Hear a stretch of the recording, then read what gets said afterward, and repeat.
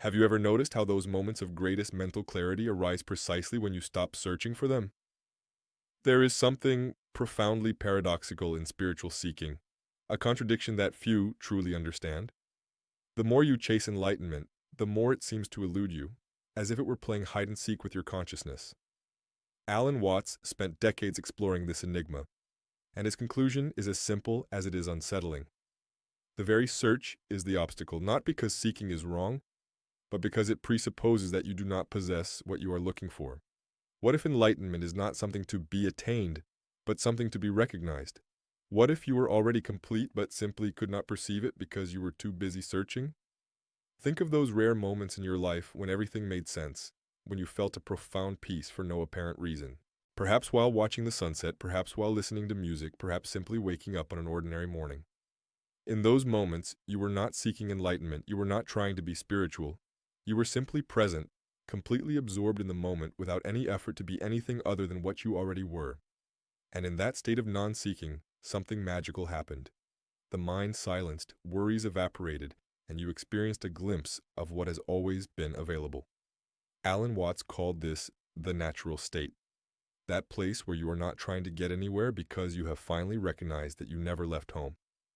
The great deception of modern spiritual seeking is treating it as a self-improvement project, as if you were a defective product in need of enhancement. You collect techniques, accumulate knowledge, practice meditations, attend retreats, all in the hope that one day, if you do everything right, you will finally achieve enlightenment. But this approach carries a subtle poison. It constantly reinforces the idea that you are inadequate now, that you need to become something different, that enlightenment is at some distant point in the future waiting for you to be worthy of it. And the more you strive, the more you strengthen that separation, the more you feed the illusion that there is an inadequate me here and an unreachable enlightenment there. Alan Watts realized that this division is artificial, a creation of the very seeking mind, and that giving up the search does not mean abandoning the spiritual path, but understanding that you were never outside of it. There is a fundamental difference between seeking and being open. Seeking implies movement towards something absent, while being open implies receptivity to what is already present. When you seek enlightenment, you are telling the universe that you do not possess it. When you simply open yourself, you recognize that perhaps it has always been here, disguised in the ordinariness of everyday life. This does not mean passivity or lazy resignation, but a radical shift in perspective. You stop trying to force the door and discover that it was never locked. You stop climbing the mountain and realize that you are already at the top. This sounds paradoxical because it is paradoxical, and Alan Watts loved paradoxes because they break the rigid structures of logical thinking that keep us trapped in the illusion of separation. But why is it so difficult to give up seeking? Because the ego, that mental construct that you believe is you, survives through seeking. The ego loves goals, loves having something to chase, loves the feeling of progressing toward something. If you give up seeking, the ego loses its purpose, its reason for existence. And so it will create 1,000 justifications to keep you moving. Just one more book, just one more retreat, just one more practice, and then I will be ready. But readiness never arrives because readiness presupposes a future. And enlightenment is not in the future. It is not in any time, because it is not a temporal event. It is the recognition of something timeless that has always been here, now, in this very moment. Alan Watts used to say that it is like searching for the glasses that are already on your face. You may search for hours, but only when you stop searching and simply notice, do you discover that they have always been there. When you give up seeking, something extraordinary happens. You begin to notice what you have always overlooked. The taste of water, the sound of the wind, the texture of existence itself becomes vivid again. Not because these things have changed, but because you stopped looking through them towards some future goal. You stop using the present as a ladder to reach the future and begin to fully inhabit it. And in that fullness, in that effortless presence, enlightenment does not arrive like a bolt from the blue or a dramatic revelation. It is simply recognized as what it has always been, your essential nature, your natural state when all layers of seeking, effort, and struggle are removed. Alan Watts understood that enlightenment is not a special achievement reserved for saints and mystics, but the common experience of being human when you stop trying to be special. What if I told you that at this very moment you are already enlightened, but simply do not believe it? that the only thing separating you from full realization is the belief that you need to do something to deserve it? This is the central message of Alan Watts, and it goes against everything you have been taught about spirituality. There are no steps to climb, no purifications to complete, no altered states to reach. There is only the simple and direct recognition that the consciousness reading these words now, that is experiencing this moment, is the very enlightenment manifested. You do not need to seek it because you are it. And when you truly understand this, not intellectually but viscerally, all seeking naturally ceases not out of defeated resignation, but out of joyful recognition. If this text resonates with you, subscribe to the channel to continue this journey of discovery. Leave a like so that more people can find this message, and comment below which city you are watching from. Now let's delve even deeper into this understanding in the next block. The great irony of spiritual seeking is that it creates exactly what it intends to dissolve: the feeling of separation.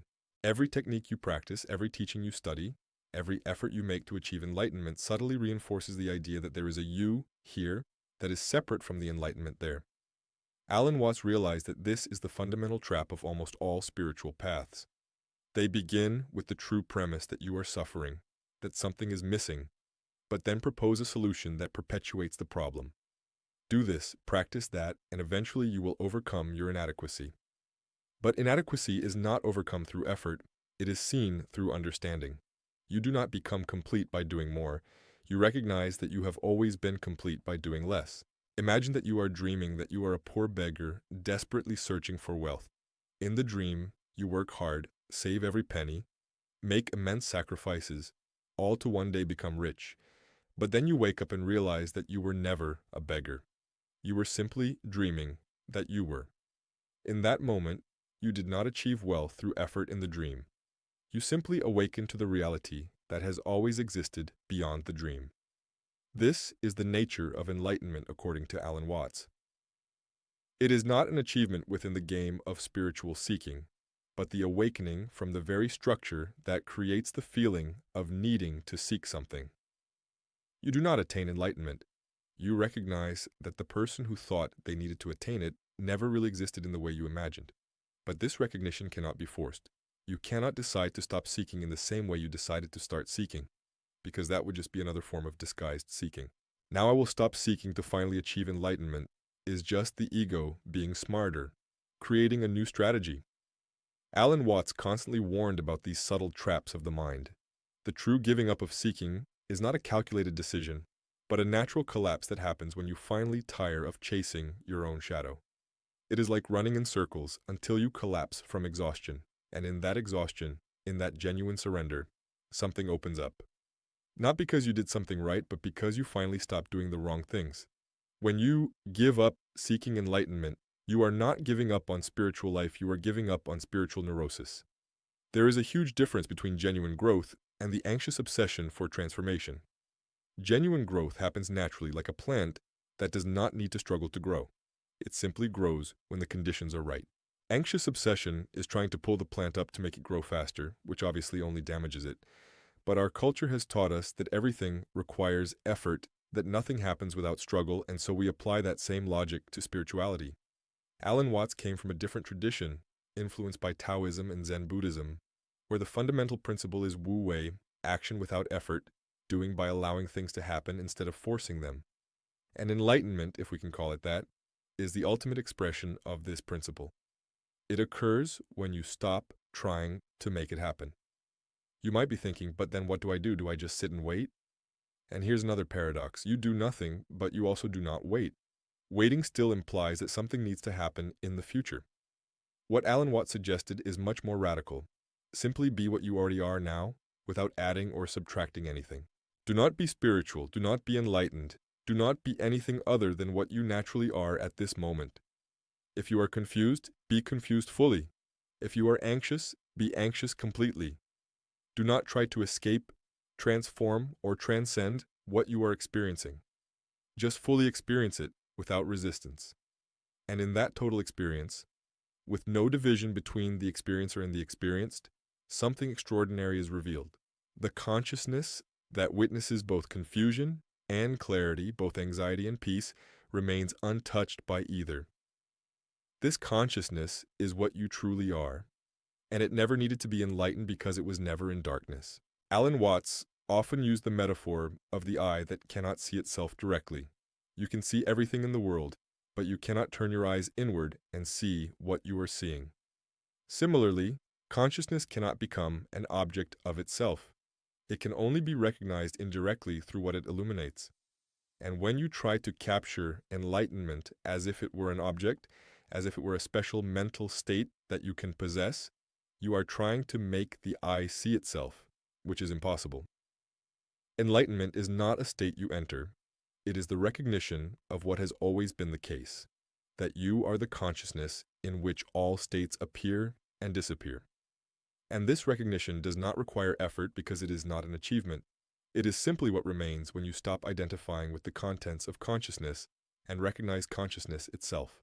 But why is this liberating? Because as long as you believe you are the person who needs to achieve enlightenment, you carry the immense weight of that quest. You judge yourself for not progressing quickly enough.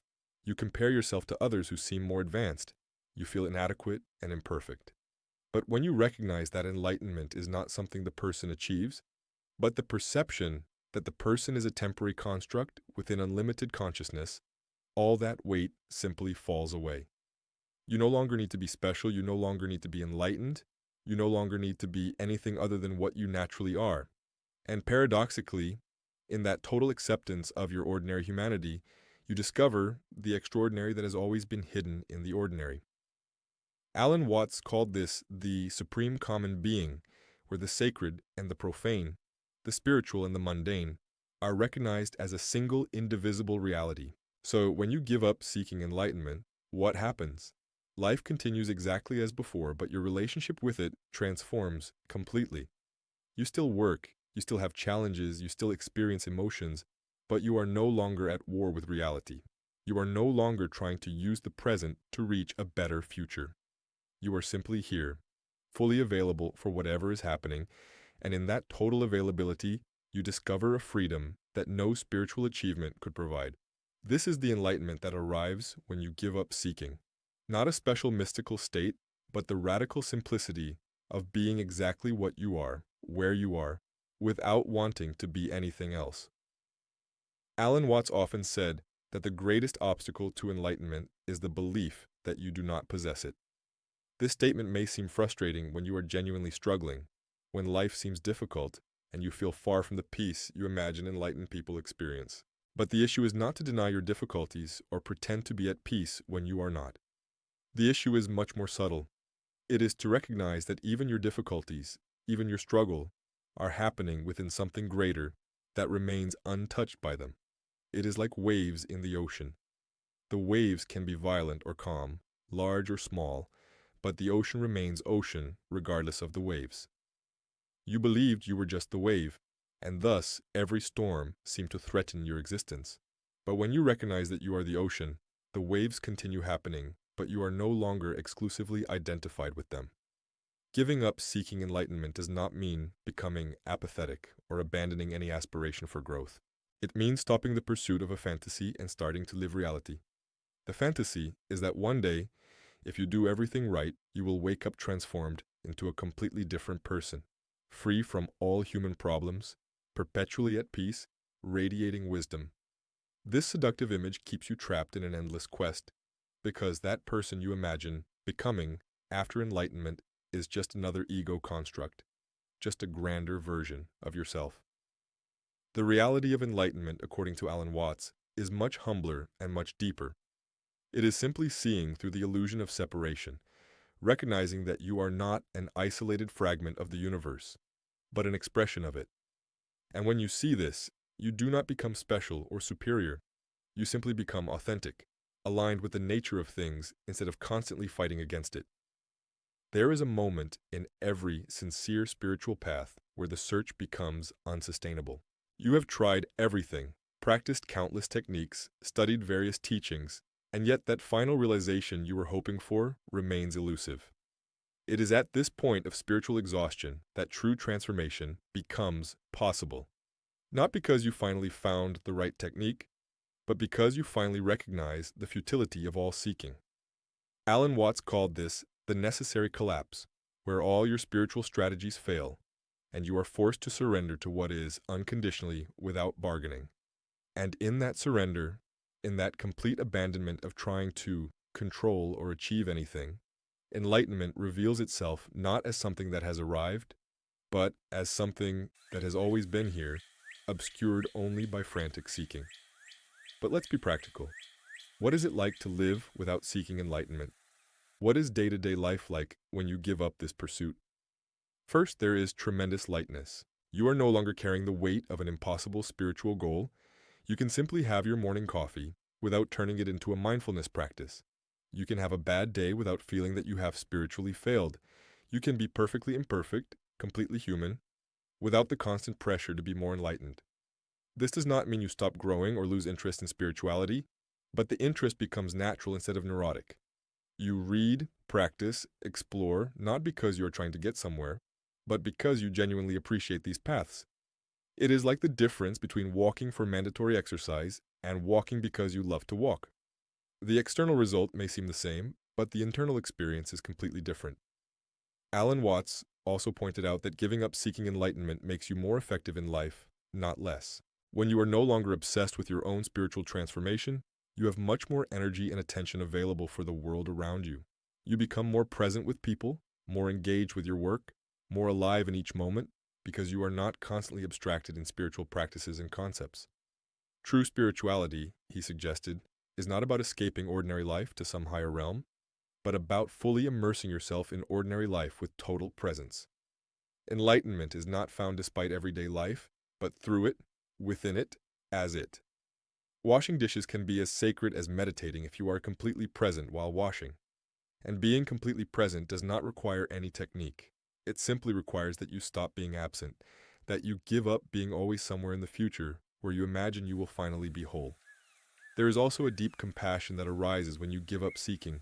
While you are obsessed with your own enlightenment, there is a subtle spiritual arrogance, a sense that you are on a superior path. But when you recognize that there is nothing to achieve, that everyone is already a perfect expression of consciousness simply living their unique experiences, you develop genuine empathy for all who suffer, including yourself. You stop judging your own spiritual failures because you recognize that there are no failures, only experiences. You stop judging others for not being on the spiritual path because you recognize that everyone is on the path, whether they want to be or not, consciously or not. The whole life, it is the way, and there is no way out of it. Alan Watts saw this clearly. Enlightenment is not an exclusive club for advanced practitioners. It is the underlying reality of all existence, available to everyone because everyone already is it, just forgotten. And then we arrive at the final paradox. When you truly give up seeking enlightenment, when you genuinely accept that you are already complete now, without needing to add anything, something extraordinary happens. Not always, not necessarily immediately, but eventually. The very thing you were seeking reveals itself spontaneously, not as an achievement but as a recognition, not as something new, but as something eternal finally seen. It's like searching for your glasses all over the house only to discover they have always been on your face. You did not find them by searching, you found them when you finally stopped and realized. And when that happens, you laugh at the very search. You laugh at all the years spent chasing what has always been here, and that laughter is liberation. Not because you have achieved something grand, but because you recognize something obvious that was hidden in plain sight. And that is the enlightenment that Alan Watts pointed to. Simple, direct, available now, just waiting for you to give up searching for it somewhere distant from the here and now where it has always been. If this message has touched you in some way, subscribe to the channel so you don't miss the upcoming content on timeless wisdom. Leave your like so that this reflection reaches more people who need to hear it, and comment below from which city you are watching us. The journey continues, but perhaps you will discover that you never left the destination.